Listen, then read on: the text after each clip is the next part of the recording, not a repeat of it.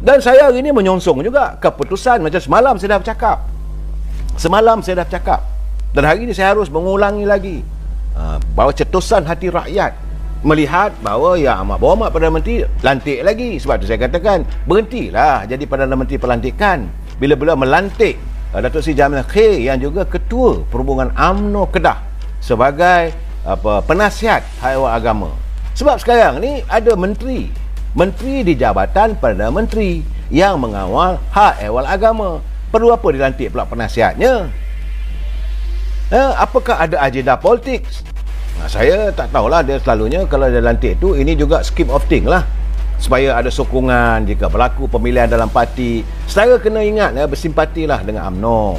Jangan salahkan UMNO. Kadang-kadang pimpinan mereka melakukan segala. Saya hairan lah kenapa Menteri Penerangan tidak melaksanakan tugas menerangkan pada rakyat apa keadaan. Jadi dibiar begitu, rakyat marah. Jadi menyemai kemarahan rakyat kepada UMNO Barisan Nasional. Ini satu benda yang zalim bagi saya.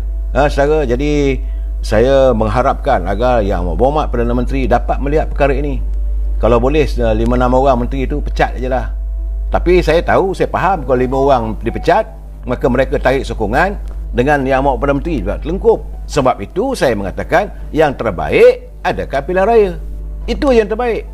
Cuma hari ini saya agak sedih apabila menatap kenyataan Yang Berhormat Mulia Tengku Razali Hamzah bila dia kata bahawa dia kalau boleh dia nak berundur daripada politik pada saat-saat ini, kalau pilihan raya 15 akan datang. Saya mengatakan betul dari segi beliau merasakan bahawa usia dan sebagainya. Saya kata ini kepimpinan tidak mengenal usia dan negara memerlukan khidmat bakti Yang Berhormat Mulia Tengku Razali. Sebab dalam keadaan negara yang ekonomi yang begini tidak menentu sekarang, ekonomi yang sempang peranang. Sebab itu saya meminta agar Yang Berhormat Perdana Menteri segeralah berjumpa dengan Yang Berhormat Tengku Razali, dapatkan petua ilmu ekonomi. Ini bukan main-main. Janganlah dibiarkan akhirnya Yang Berhormat Tengku Razali dia retire tak ada apa, bantailah. Kalau itu berlaku, rugilah permata yang bernilai ini kita sisihkan. Jadi saya minta lah kalau boleh secara terbuka agar Yang Berhormat Mulia Tengku Razali memikirkan sekali lagi untuk tidak meneruskan hasratnya berundur daripada politik. Dan saya juga berharap agar Yang Berhormat Datuk Seri Presiden eloklah berjumpa dengan Yang Berhormat Mulia Tengku Razali, berbincang. Sebab ini, saudara, kita negara sekarang ni seolah-olah bagai dilanda geruda. Ekonomi kita memang ibarat kapal yang terumbang ambing. Kepimpinan yang ada seolah-olah tidak mampu menangani masalah ekonomi yang begitu sangat sekarang ni, saudara. Saya khawatir, berapa malam dah saya nyatakan. Sebab saya tahu bahawa Yang Berhormat Mulia Tengku Razali ada ilmunya, ada caranya bagaimana nak menangani masalah ekonomi dan sebagainya. Jadi jangan dibiarkan beliau berkelana dan akhirnya berundur daripada politik. Tapi kalau itu hasratnya, tak tahulah, saya tak boleh nak memaksa. Tapi saya rasalah sebagai warga cinta damai, kita masih memerlukan khidmat bakti beliau. Jangan lupa bahawa bagaimana beliau menyantuni ekonomi negara sejak kita mencapai kemerdekaan daripada zaman Tengku Abdul Rahman. Jadi ilmu-ilmu yang dia ada tu boleh diguna pakai. Jadi masalah kita kadang orang UMNO ni dia tak nak fikir, memikirkan jawatan saja. Jadi orang yang bijak, mereka kata mereka lebih bijak. Sekarang apa dah jadi? Ekonomi tunggal langgang sekarang, saudara. Jadi saya harap Presiden, sebab tambah-tambah lagi apabila isu sudah timbul, bila Yang Berhormat Mulia Datuk Tengku Zafrul, dia menyatakan bahawa tidak ada lagi royalti Petronas kepada kerajaan negeri Kelantan. Ini satu benda yang memeranjatkan saya. Semalam saya dah lontarkan, kemarin juga saya lontarkan, berhati-hati. Ini boleh mendatangkan masalah lebih besar lagi. Sebab rakyat Kelantan merasakan itu hak mereka. Ini tak dapat dalam perjanjian. Sebagaimana yang nyatakan oleh Yang Berhormat Mulia Tengku Razali, dia kata perjanjian itu bukan perjanjian antara kerajaan pusat dengan kerajaan negeri Kelantan. Tidak.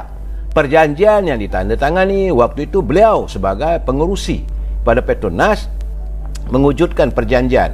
Dia berjanji dengan Sabah, dengan Sarawak, Kelantan, Terengganu bahawa negeri-negeri tersebut akan mendapat royalti sebanyak 5% daripada hasil pendapatan minyak.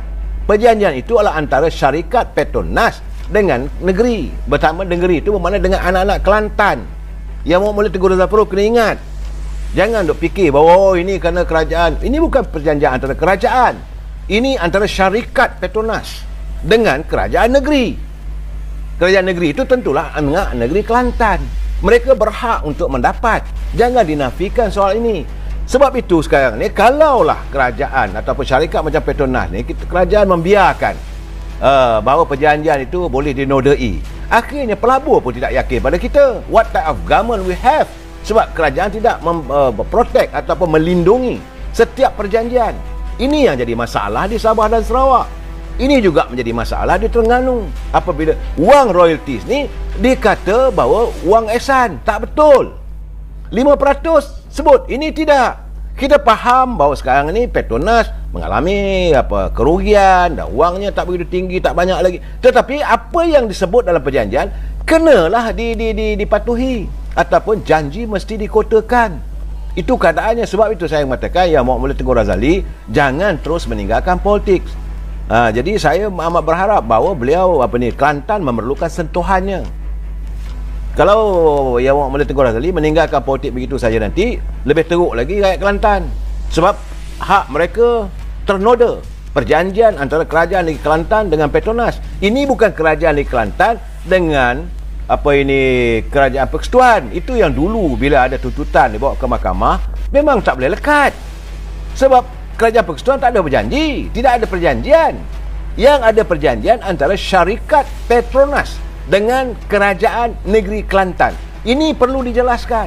Sebab itu dulu bila kerajaan PAS bawa ke mahkamah, saya ingat lagi, adalah pimpinan lebay-lebay ni. Bila orang kata ini bukan dengan kerajaan persekutuan, ini dengan Petronas. Petronas yang berjanji, Petronas yang membuat perjanjian itu. Sekarang ini yang orang marah, hasil minyak yang banyak semua, Sabah tak dapat dan semua. Sebenarnya perjanjian antara syarikat Petronas dengan Sabah, syarikat Petronas dengan Sarawak. Jangan marah kerajaan persekutuan. Jadi yang Muhammad Tengku Razali, saya haraplah kita warga cinta damai, kita masih memerlukan khidmat bakti yang Muhammad Ku untuk menyantuni tentang suasana ekonomi negara kita hari ini. Saya amat berharap, betul saya dapat tengok, beliau pun tak beritahu kat saya. Saya pun nak telefon pun dalam keadaan sekarang ni saya tak dapat, saya tak tahulah apakah sebenarnya agenda di sebalik kenyataan beliau itu. Tapi kalau dihayati, dia kata bahawa pandanya memang tahu kalau orang lain yang bertanding di Gua Musang, maka UMNO Barisan Nasional sukar juga. Sebab jasa baktinya di Gua Musang tu tinggi. Memang bagi orang tak suka macam-macam lah orang kata, saudara. Saya yang mengenali beliau tak lama lah, lebih kurang 15 tahun secara rapat, secara dekat dengan Muhammad Tengku Razali. Saya tahu keikhlasannya, bukan jawatan yang dikejar, adalah lain padanya, tidak lain tak bukan adalah untuk perkhidmatan untuk rakyat. Jadi saya harap agar pimpinan tertinggi UMNO Barisan Nasional, khususnya Presiden dan timbalan Presiden, kalau boleh bertemulah, mintalah agar Tengku Razali tunggulah satu penggal lagi, perbaiki dulu ekonomi kita. Sekarang ni ekonomi kita tengah tenat ni, saudara, sangat tenat. Dalam keadaan begini juga, saudara, kalau saya bercakap soal Tengku Razali ni panjang sangat, orang marah pula dengan saya. Sekarang ni saya, kekhawatiran saya, kesan daripada perjanjian dengan Petronas antara negeri-negeri tidak dikotakan. Maka sekarang ni saya melihat bahawa sudah ada elemen-elemen dalam menghadapi pilihan raya di Sarawak. Saya dah bercakap semalam kemarin bahawa adanya calon-calon yang nak bertanding ini mula mengutarakan seolah-olah nak menarik keluar Sabah dan Sarawak daripada gagasan Malaysia. Ini bahaya. Sebab perjanjian itu bukan perjanjian, sudah ada dalam sebahagian daripada perlembagaan. Sesiapa yang menyentuh soal perlembagaan, mereka boleh didakwa di mahkamah. Sebab itu salah seorang ahli parlimen yang dipanggil oleh pihak polis menyiasat kerana beliau mengeluarkan kenyataan yang seolah-olah membayangkan ada usaha-usaha. Dan saya lihat pula tu calon-calon nak bertanding, khususnya daripada DAP, ada 2 orang buat kenyataan secara terbuka bahawa katanya bahawa mesti dikumpulkan rakyat, wakil-wakil rakyat ini dijadi padu. Kita nak mengemukakan melalui Dewan Undangan Negeri, kita minta menuntut bahawa Sabah dan Sarawak ini dimerdekakan. Apa benda ni? Kemerdekaan itu kita capai bersama, saudara, dan kita sudah hidup dengan penuh rukun dan damai. Apa perlu lagi kita mewujudkan api sengketa? Kenapa diwujudkan persengketaan antara Sabah, Sarawak dengan Semenanjung? Kita merasakan bahawa saudara kita ramai di sana. Jadi jangan hanya kerana politik, kerana sedap nak bercakap. Sebab itu saya kata jangan sampai kerana mulut badan binasa. Jadi kepada calon-calon yang bertanding, yang nak bertanding, jangan tawarkan benda-benda yang bukan-bukan. Dan saudara, begitu juga. Ini saya haraplah. Dan bila saya dengar pula tu daripada DAP, Pakatan Harapan berjumpa dengan Yang Amat Berhormat Datuk Haji G, Ketua Menteri Sabah, konon nak mewujudkan persepakatan. Bagi saya tak ada masalah pun, tetapi jangan lupa bahawa apa yang berlaku sekarang di Sabah, mereka juga sudah menodai perlembagaan Undang-Undang Tubuh Kerajaan Negeri Sabah.